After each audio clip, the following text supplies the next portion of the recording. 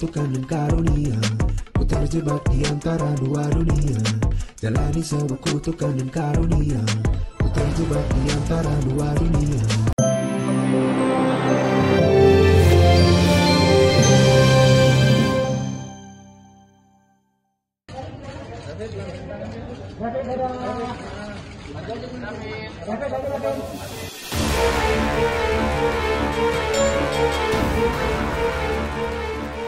Inilah momen ketika pihak rumah sakit yang merawat David Ozora, korban penganiayaan Mario Dandi Satrio, untuk pertama kalinya menunjukkan kondisi kesehatan David. Dengan mengenakan kaos hitam dan celana pendek lengkap dengan masker di mulutnya, David berusaha berjalan menggunakan alat untuk menyapa awak media ditemani kuasa hukum dan keluarganya.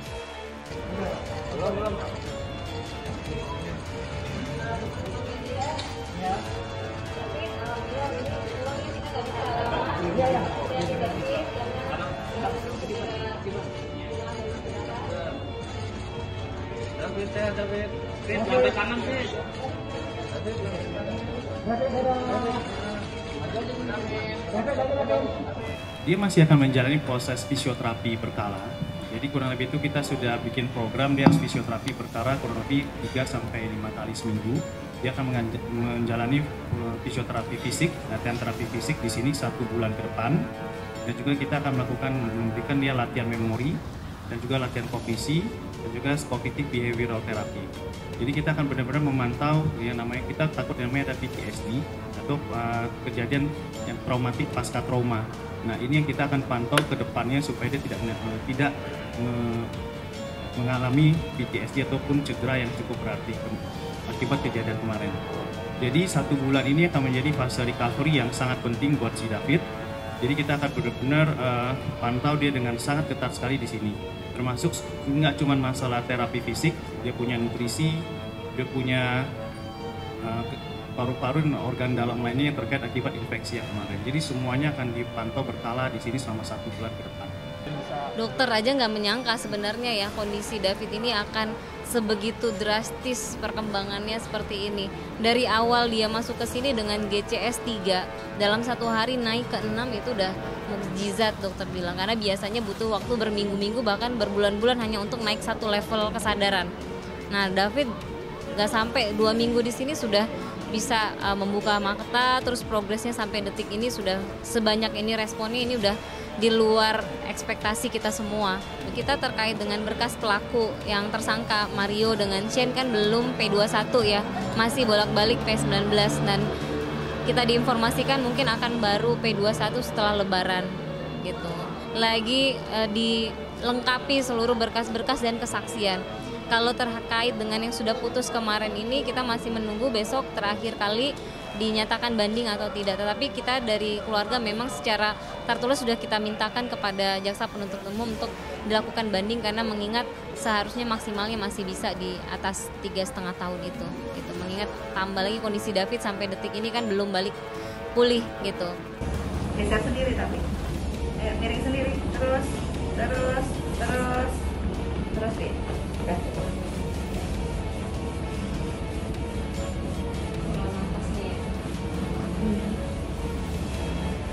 Nanti kalau proses hormonnya udah difokus, Ada lagi terapi ini ada lagi. itu nyaman. Nanti satunya. Terus, oh sini lagi. Danasnya saja. Nyaman. Nagih kayaknya.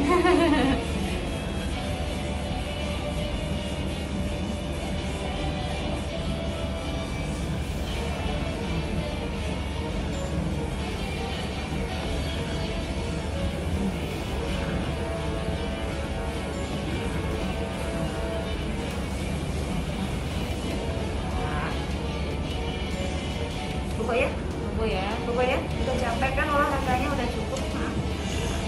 Bobo ya? Bobo itu. Ya, kemarin atas seizin dokter David Ozora, putra Jonathan Latumahina yang sempat koma akibat tindakan keji pengeroyokan Mario dan kawan-kawan, akhirnya sudah diperbolehkan pulang setelah kondisinya makin membaik. Namun begitu, David masih harus terus menjalani terapi kognitif untuk memulihkan kesadarannya yang belum normal. Sebelum dinyatakan bisa pulang, David juga terus mendapat support dari kalangan pesohor tanah air, mulai pejabat, tokoh agama, selebriti, termasuk musisi idolanya. Seperti belum lama ini, ia bahkan sempat dijenguk Ardhito Pramono, musisi kesayangannya yang datang menghibur.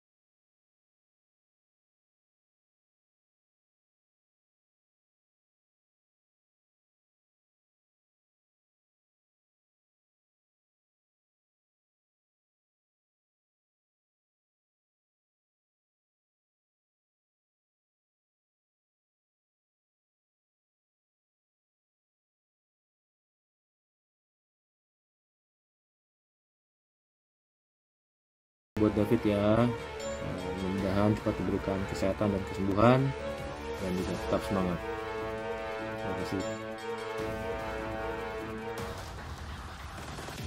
Tak hanya bernyanyi menghibur David, Dito juga memberikan sebuah gitar yang langsung ditandatanganinya untuk David. Rona kebahagiaan pun tampak dari wajah David. Sudahi semua rasakan, nasib kau kan baik saja, duka akan hilang, perlahan terobati, belajar memahami masa.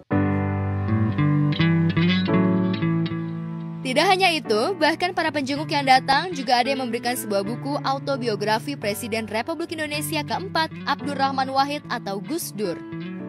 Seperti diketahui, remaja berusia 17 tahun itu sangat mengidolakan Gus Dur. Bahkan dalam satu kesempatan kepada ayahnya, David bercerita kalau ia mimpi bertemu Gus Dur dan menyuruhnya untuk bangun dari tidur. Saking cintanya kepada Gus Dur, jika sembuh nanti ia akan berziarah ke makam Gus Dur di Jombang, Jawa Timur. Told you I would come back home. I know you hate to be. Ini bacanya David yang depan. Oh, yang udah baca itu loh. Iya. Ini buat David. Tante siapa tadi namanya?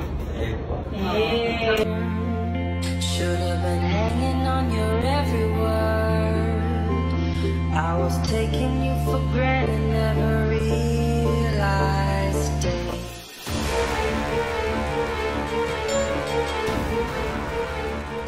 Sejumlah selebriti pun mendoakan kesembuhan David, di antaranya Inul dan Adam Suseno yang datang menjenguk rumah sakit. Selain itu, juga ada Chico Jericho dan vokalis Bumerang, Roy Cekonia. David adekku, polo rapat, semangat terus. Nanti kalau ada waktu katung baku dapai, nanti beta main ke rumah.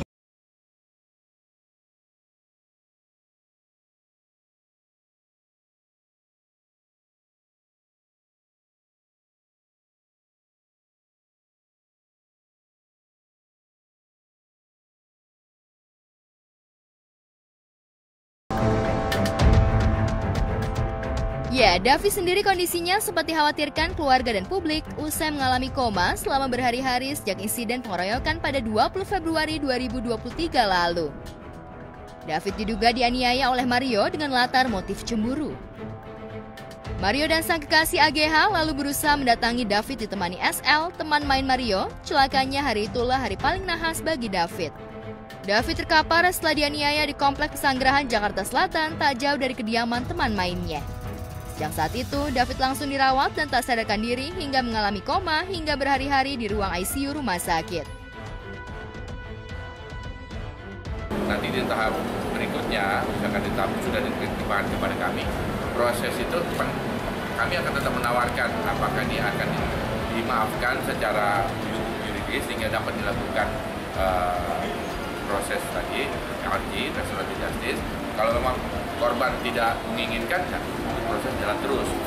Proses RJ itu dilakukan apabila kedua belah pihak memang menginginkan perdamaian dan tidak ingin melanjutkan lagi perkara ini. Tapi kalau salah satu pihak tidak bisa dan tidak menginginkan, ya seperti bertepuk sebelah tangan. Sementara MDS langsung ditangkap dan diamankan polisi menyusul Shane Lucas, jawatnya yang diduga terlibat. Kala itu proses penyelidikan berjalan alot karena Mario merupakan anak petinggi pegawai pajak yang tajir melintir, yakni Rafael Alun Trisambodo. Namun akhirnya setelah Polda Metro Jaya mengambil alih, penyelidikan berjalan cepat. AGH kekasih Mario bahkan sudah dituntut hukuman 3 tahun 6 bulan. Sementara proses persidangan David dan sejawatnya Shane Lucas masih akan terus berlangsung di pengadilan.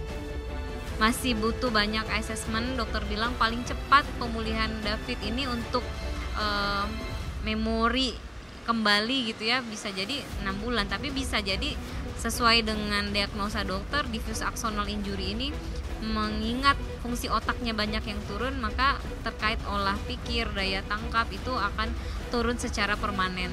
Saya juga tes lagi, dia ingat lagu Ya Leluaton, dia ingat lagu yang kemarin dengan sahabatnya, dia juga ingat bahasa Inggris pula.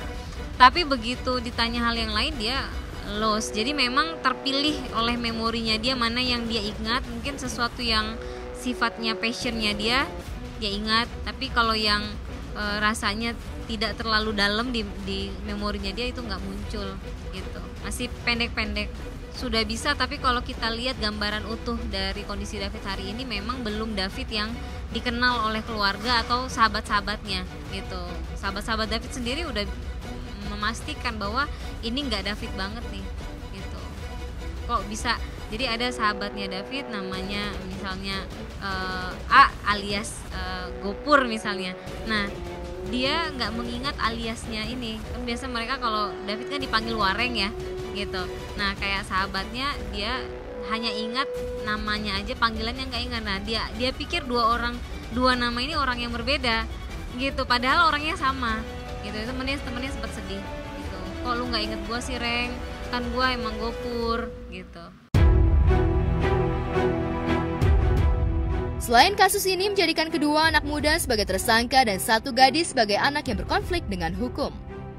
Kasus penganiayaan MDS seolah juga menjadi kotak Pandora terbongkarnya dugaan kasus skandal pencucian uang hingga gratifikasi di lingkaran pejabat keuangan, hingga ayahnya sendiri Rafael Alun telah ditahan dan ditetapkan sebagai tersangka oleh KPK. Bahkan sejumlah aset milik Rafael telah disita termasuk puluhan tas istrinya. Bahkan safety box milik Rafael pun disita. Kabarnya keluarga Rafael tengah diguncang prahara usai mengalami tsunami finansial. Bersama dengan rumitnya kasus hukum yang dihadapi, lantas inikah pelajaran penting bagi para pejabat dan anak-anaknya agar berlaku wajar dalam kesehariannya? Ya, kini setelah 2 bulan lebih melewati fase kritis, David sudah boleh pulang.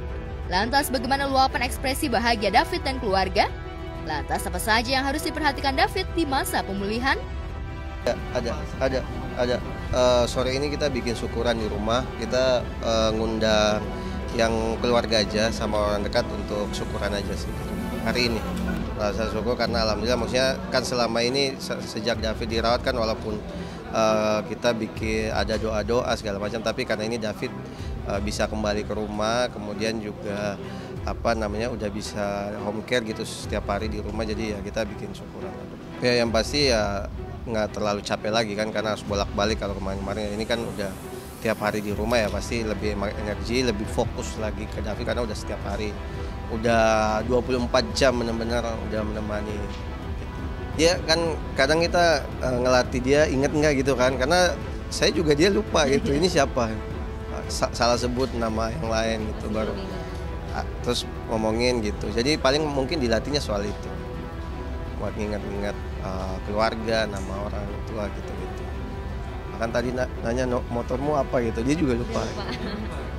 Ada yang cepat, ada yang lambat. Memang secara kita lihat dalam waktu 50 hari ini pemulihan cukup progresnya cukup signifikan dan progresnya cukup drastis. Tetapi biasanya untuk ke motorik halus, untuk kognisi yang tersisa, itu memang biasa membutuhkan waktu sampai berbulan-bulan bahkan bertahun-tahun.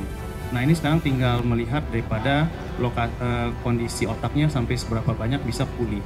Untungnya David ini masih muda, maka recovery-nya jauh lebih cepat dibandingin orang yang lebih tua. Tetapi bagaimanapun juga ini waktu awal pun kondisinya koma. Jadi memang dia membutuhkan waktu sedikit lebih pelan dibandingin kondisi yang lebih ringan.